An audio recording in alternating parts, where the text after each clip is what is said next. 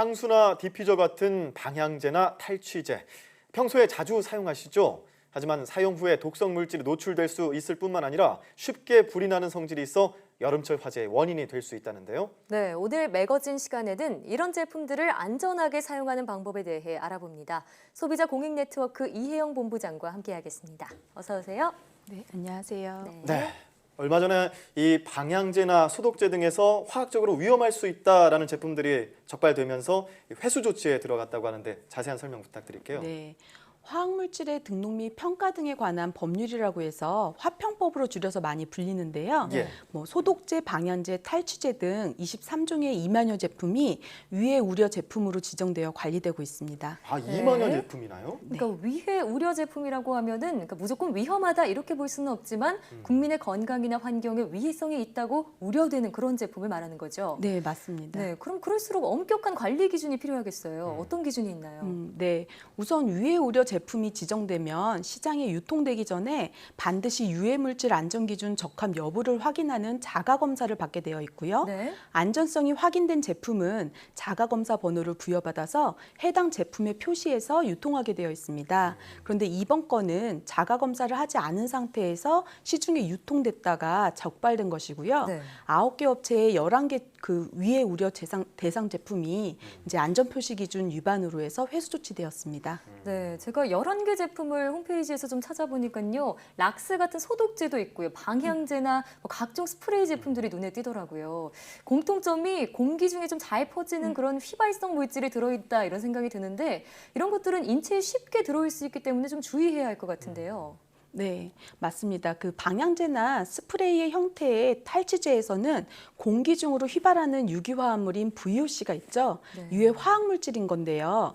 유해 화학물질이 이제 폐나 피부로 들어와서 쌓이게 되면은 천식이나 암, 뭐 내분비계 이상이나 유전자 손상 유발을 할 수도 있고 또 간 손상 독성 문제 등의 그런 문제들이 일으킬 수 있다라고 이제 연구 보고가 줄줄이 나오고 있습니다. 예. 그만큼 유해 화학물질은 우리 생활과 밀접하게 관련이 있으면서도 내 몸을 조용히 병들게 하는 독이라는 것을 의미하는 것이죠. 예. 아, 그런데 뭐 예를 들어서 폐, 피부, 간, 신장 이런 데 다 안 좋은 독성 물질들을 다 외우고 다닐 수는 없잖아요. 맞아요. 그래서 이거 보고도 모르는 경우들이 있는데 그렇기 때문에 이 촘촘한 규제나 감시가 필요할 것 같은데 그렇겠죠? 네, 맞습니다. 네, 사람이 흡입을 하게 되면은 인체에 치명적인 영향을 주는 물질이 유독물질이라고 하잖아요. 네. 뭐 그 중에서도 이제 메틸이소 티아졸린 MIT라는 물질이 있는데요.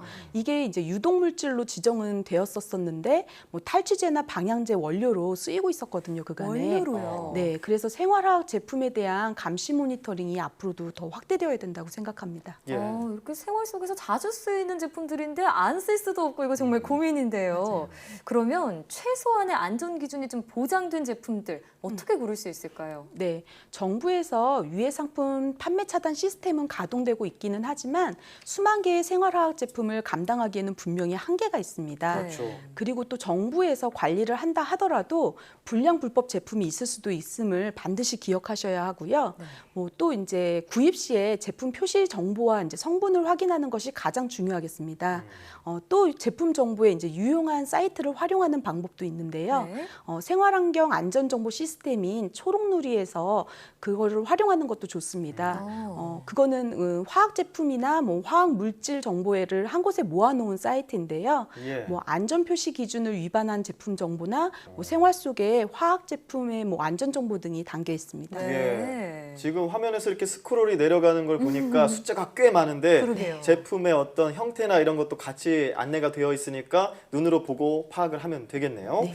자, 이렇게 휘발성 물질 건강에도 안 좋은데 사실 더 위험한 건 화재입니다. 아. 네. 네, 어떤가요? 네, 맞습니다. 실제로 얼마 전 서울시에서 그 생활화학 제품의 화재 위험성 조사를 실시했는데요. 생활화학 제품 604종 제품 중에서 위험성 판정 실험을 실시했는데 그 결과를 보면은 예. 311종이 인화성, 발화성 성질을 가지고 있어서 화재 위험성이 높은 것으로 나타났습니다. 예. 그러면 지금 이 위험성이 이렇게 높은데 이 관리도 잘 돼야 될 것 같아요. 이 생활 속에서 이 화학 제품들 쉽게 불이 나는 인화성 물질이 들어있기 때문이겠죠. 네. 예. 뭐 대표적인 제품은 뭐 손소독제, 뭐 향수, 매니큐어, 뭐 리무버, 뭐 헤어 그 오일이나 뭐 방향제, 뭐 또 네. 차량 그 연료 첨가제 등이 있는데요. 우리 생활 주변에 이제 흔히 있는 제품들입니다. 예. 그런데 이제 손소독제는 최소 20도씨에서 인화가 시작될 수도 있고요.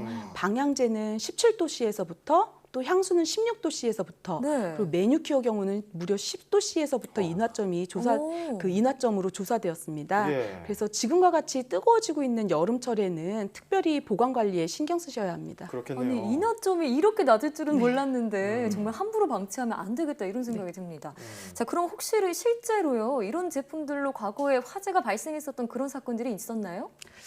사실 대체적으로 화재의 원인은 전기나 기계적인 원인 탓으로 추정된다고 보고되고는 있지만 아직 원인 미상의 화재도 많은 것이 많이 있거든요. 그게 예. 사실이라서 생활화학 제품들이 이제 화재의 주범은 아니라도 뭐 이제 종범 정도라고 해야 할까요? 갑자기 법률 용어가 나왔어요. 네, 그런데 문제는 네. 생활화학 제품이 인화성, 발화성 성질을 띠고 있기 때문에 네. 서울시 소방재난본부에서 화장품 매장이나 생활화학 제품을 판매하는 대규모 점포들의 그 화재 안전 관리의 필요성을 강조하고 있는 것이고요. 네. 예. 대규모 점포 화재 위험 물품 안전관리 대책 그 추진과 관련해서 법령 개정을 정부에 건의하겠다고 했습니다. 예, 사실 과거 뉴스들을 보면 이 방향제를 만드는 곳이나 판매하는 곳에서 화재 발생했던 그런 사고들이 있었단 말이에요.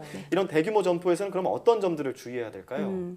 네, 대규모 점포들은 사실 무방비 상태로 보여지거든요. 뭐 백화점이나 대형마트 등 대규모 점포에는 위험물이 포함된 제품과 그렇지 않은 일반 제품들이 무분별하게 혼재되어서 뭐 진열 판매되고 있는 만큼 이제 체계적인 대규모 점포 화재 위험 물품 안전관리 대책이 나와줘야 되겠습니다. 네. 예. 또 그리고 매장에서는 인화성, 발화성이 있는 상품들에 대해서 구획 구분해서 관리해서 평상시 안전 관리에 철저하게 해주셔야 됩니다. 예. 네. 그러면 이런 제품들을 사용하는 개인들 역시 주의를 해야 할 텐데요. 이 발화하기 쉬운 제품을 사용할 때 주의점이 있다면 설명해 주시죠. 네, 집집마다 이제 손소독제, 뭐 향수, 아까 매니큐어 리무버, 뭐 방향제, 뭐 헤어 오일 등 아주 흔한 제품 흔하게 있는 건데요. 네. 그런데 화재 위험성도 높게 지적되고 있는 제품들이기 때문에 관리를 잘해야 되겠습니다. 예. 그런데 특히 여름철에는 직사광선을 직접 받는 밀폐된 공간에 방치할 경우에는 위험성이 매우 높아질 수 있다는 점 기억하셔야 되겠고요. 네. 뭐 가스불 사용할 때나 전기 코드가 있는 곳에서 스프레이 형태 제품을 사용하시면 안 될 것이고요. 또 특히 차량에 맞아요. 이제 방향제가 있는 분들 굉장히 많으신데요. 많죠. 예, 방향제의 인화점과 발화점이 이제 낮다는 거 인지하시고 직사광선을 피해 각별히 주의해서 보관해 주셔야 됩니다. 네. 주의할 점 말씀해 주셨는데 제가 지금 궁금한 게요. 앞서 위해 우려 제품으로 지정이 되면 자가 검사를 받아야 된다고 했는데 네. 이 자가 검사라는 게 기업이 스스로 검사를 하는 건지 아니면 검사 기관에 의뢰를 맡기는 건지 네, 공인된 궁금합니다. 기관에 그 네. 맡겨야 되는 겁니다. 그 아. 기업에서 스스로 자발적으로 공인된 시험 검사 기관에 맡기는 거죠. 정부가 공인한 그런 네, 맞습니다. 검사 기관이겠죠. 네. 예, 그러니까 네. 어떻게 보면은 이 기업들이 나서서 자기네 제품들의 위해성 이런 것들을 검증하지 않는 이상은 이게 어떻게 보면은 이 사각지대에 놓여 있는 제품들도 발생할 수 있게 되는 거겠네요. 그렇습니다. 자, 방향제, 뭐 손소독제 많이들 쓰시는데요. 네. 건강에 대한 위해성도 잘 파악을 하셔야 되겠고요. 화재에 대한 위험 노출이 되어 있으니까 여러분들 조심하셔야 되겠습니다. 네. 지금까지 소비자 공익 네트워크 이혜영 본부장과 함께 이야기 나눠봤습니다. 오늘 말씀 고맙습니다. 고맙습니다. 감사합니다.